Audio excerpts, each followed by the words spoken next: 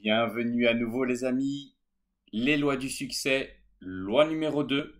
Un but clairement défini est essentiel au succès. Saviez-vous que plus de 90% des personnes vivent sans avoir de but? Elles se contentent de faire du mieux qu'elles peuvent, jour après jour, mais sans direction précise ni objectif à long terme. Définir votre but vous donnera un cap à suivre, c'est essentiel. Sans direction, il n'y a pas de vraie réussite possible. En effet, il est évident qu'atteindre un succès significatif demande de la discipline, du talent, de l'inspiration et de la motivation. Mais sans direction précise à suivre, lorsque les buts sont trop dispersés, l'énergie s'épuise. En effet, si vous n'avez pas de but, vous n'avez pas de pouvoir. Par exemple, il ne sert pas à grand-chose d'avoir des connaissances encyclopédiques si vous n'en faites rien. Seul le fait d'avoir un but vous permet de les canaliser dans une concrétisation qui n'est pas forcément financière. Par exemple, lors des courses de l'America's Cup, le but commun, gagner la course, passionnément partagé entre les coéquipiers, leur permet de se dépasser et de donner le meilleur d'eux-mêmes. Leurs connaissances, leurs compétences sont toutes dirigées vers une seule possibilité, la victoire. Pour que vos ambitions soient couronnées de succès, il est donc prioritaire de vous fixer un but. Grâce à cela, vous pourrez alors canaliser vos efforts dans la bonne direction. Définissez votre but de façon efficace. Si vos rêves ne sont pas encore devenus réalité, c'est souvent la preuve qu'il est temps de repréciser vos objectifs. Alors comment faire? Déterminez en premier lieu ce que vous voulez plus que tout. Demandez-vous pour quand vous le voulez, déterminez pourquoi vous le voulez et trouvez comment l'obtenir. Ne soyez pas vague dans vos réponses. Devenir riche, par exemple, n'est pas un but suffisamment précis. Combien voulez-vous exactement? Pourquoi une telle somme? Qu'allez-vous en faire? Trouvez un objectif de vie et surtout listez les actions à réaliser pour l'accomplir. Une fois que vous saurez où vous allez, il sera beaucoup plus facile de vous y rendre. Une fois votre but défini, passez alors à l'action. Une fois que vous avez minutieusement défini votre but, vous avez votre feuille de route, gardez-la toujours à l'esprit. Il est maintenant temps d'agir. Et pour vous aider à accomplir vos objectifs encore plus efficacement, n'oubliez pas ces trois principes très importants. 1.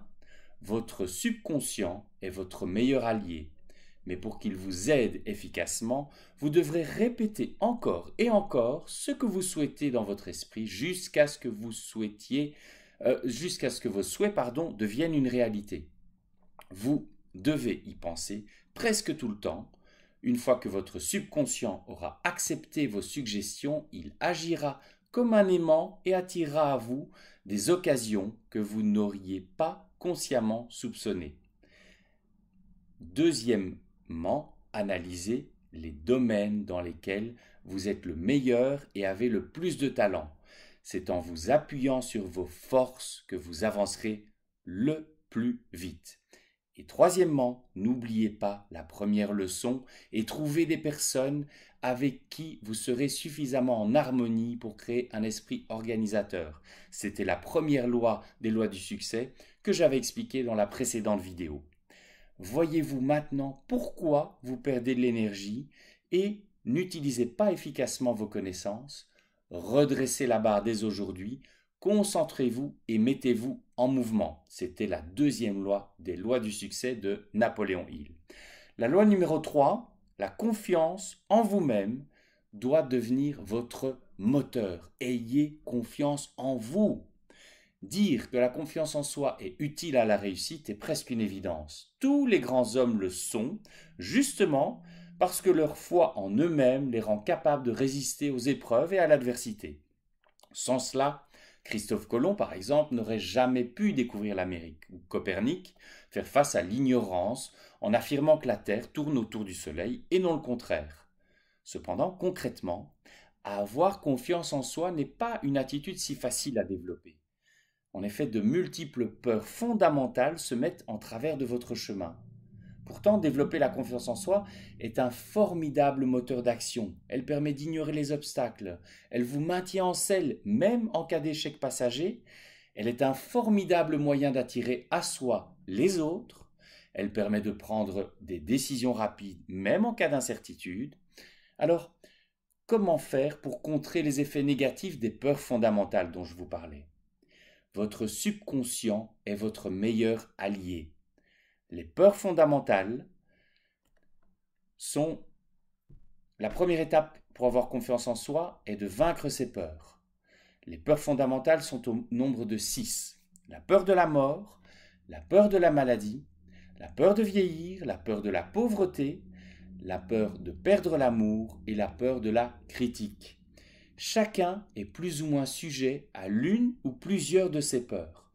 Que cela soit une question d'hérédité, génétiquement, vous avez peut-être une prédisposition à tomber malade, d'hérédité sociale, vos parents étaient pauvres et les fins de mois étaient difficiles, ou de croyances personnelles, si des gens vous critiquent, vous êtes persuadé d'être nul.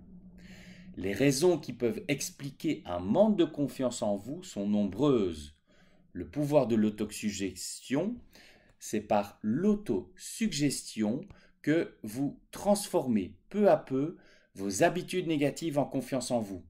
Le principe est relativement simple. Chaque fois que vous êtes confronté à une peur fondamentale, vous devez prendre votre courage à deux mains et l'affronter, notamment si c'est l'une de vos peurs principales. Combattez-la grâce à la raison afin d'habituer votre subconscient à réagir positivement, plutôt qu'avec du stress et de la négativité. Par exemple, au lieu de vous lamenter parce que une ride est apparue au coin de votre visage, ce qui vous fait vous sentir plus vieux et moins performant, considérez au contraire que c'est le signe de votre maturité, que sa seule présence est un rappel pour ne pas oublier les choses vraiment importantes.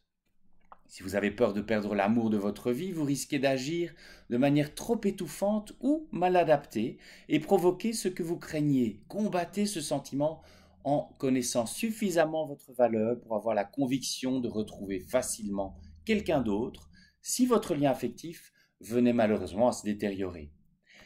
Si vous avez peur de perdre votre emploi et de devenir pauvre, ou si vous craignez de lancer votre entreprise, travaillez sur votre sentiment d'insécurité en vous formant dans d'autres domaines ou en vivant plus simplement pour vous rendre compte que réduire votre train de vie n'est pas si difficile.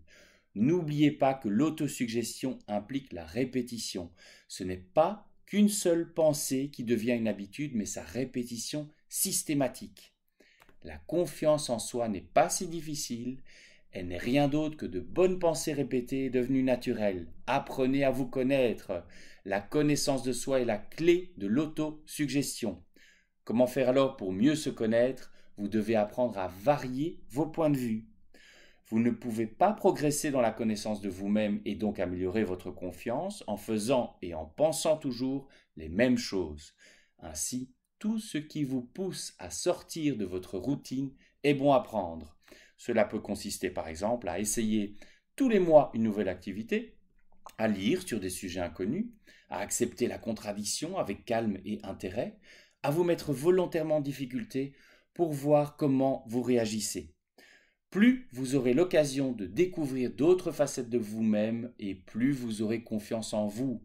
Ce faisant, vous aurez l'impression d'être capable de réagir à des situations très différentes. Essayez de nouvelles choses en permanence, assimilez de nouvelles compétences, vivez différemment, même si cela demande un effort. Vous y gagnerez, alors par quoi allez-vous commencer et pourquoi attendre? C'était les lois numéro 2 et 3 des lois du succès. Je serai plus court dans la prochaine vidéo, c'est promis. À tout de suite.